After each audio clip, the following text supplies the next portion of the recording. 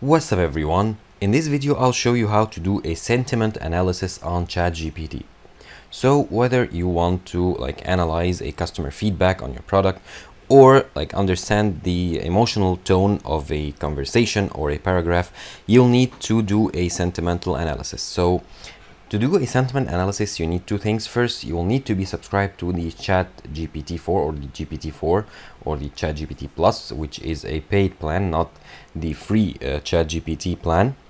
And second, you will need to install the this plugin that is called Sentiment Analysis. And once you install the plugin and using the GPT-4, you can run the plugin and you can enter in the prompt here, you can enter the text or the feedback that you want to analyze, and then you can run the plugin here, this plugin once you install it, and it'll analyze the text and it'll give you a detailed report of the text here and the emotional tone and everything. So that's how you can make a sentiment analysis using ChatGPT. Thank you for watching this video. Subscribe to Online Success and click on the video on the screen for more help.